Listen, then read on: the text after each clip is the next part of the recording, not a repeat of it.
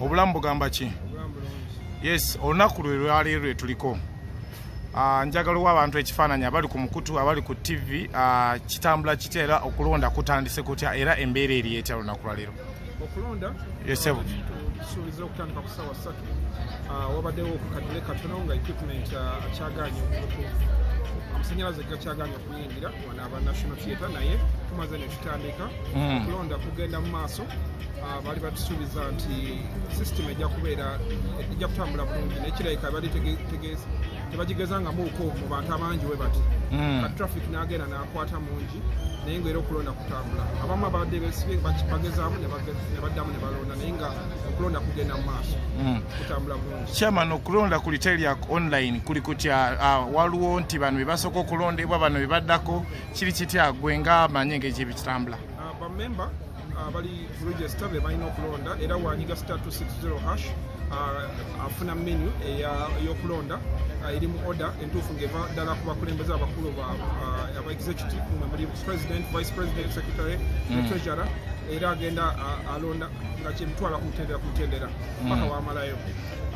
Olunaku lwaleero okulonda twali tulina kutandika chairman ssaawa 2-3 ssaawa 3 kututandise a bit late. Tutandise ssaawa 4 1 hour behind nga okulonda kugenda mu maaso abamemba baffe mu ggwanga lyonna bali mu kuba akalulu ssaawa zino betulinda paka ssaawa 11 abatannaba kukuba akalulu obudde bukyaliyo tebeeraliikirya obanga akanzu keesibyemu katono obudde bukyaliyo mungi abatannalonda bajja kusobola okulonda.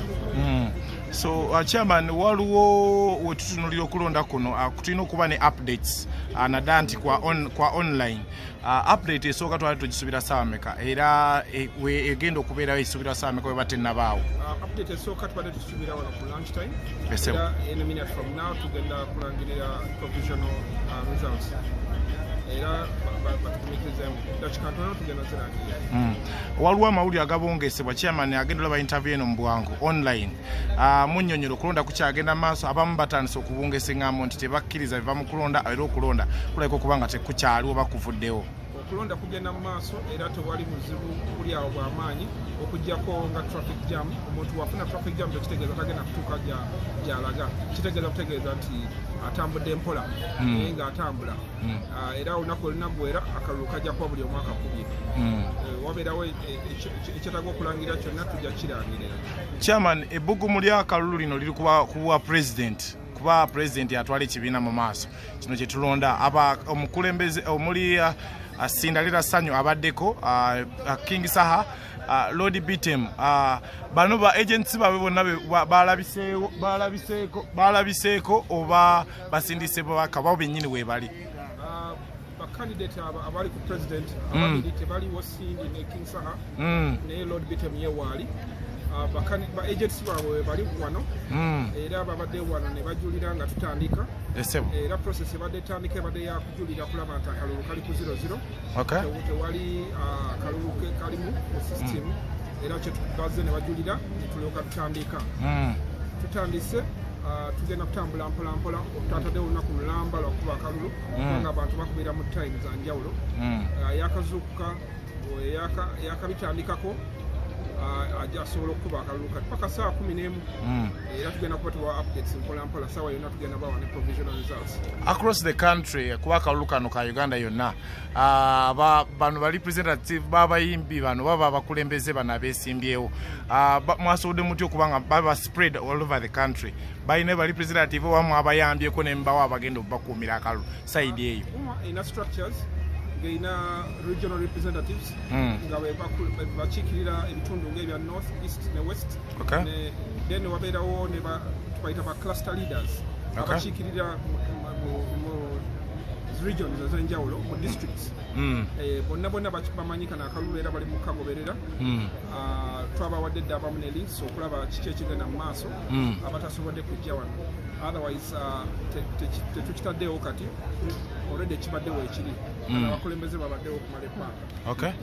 Chairman, abantu abatalina trust mu kalulu kano bawe obweyamwebwe n'obwesigwa nti akalulu kagenda kuba free and fair nabasuubiza nti kano akalulu kagenda kubeera free and fair, transparent and peaceful. Era nga olaba wano tewali kavuyo. Abantu abamu tebalina bugumiikiriza naye ekyo kiri nomo. Akalulu kaleeta pressure.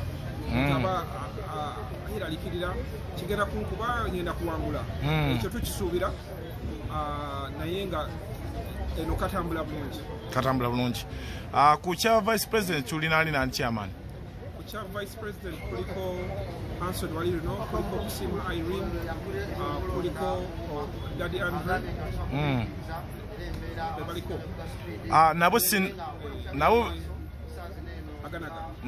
nabo bennyini sinalaba omu ku bo wano ku kya vice president kiri kitya nabo baweereza babaka.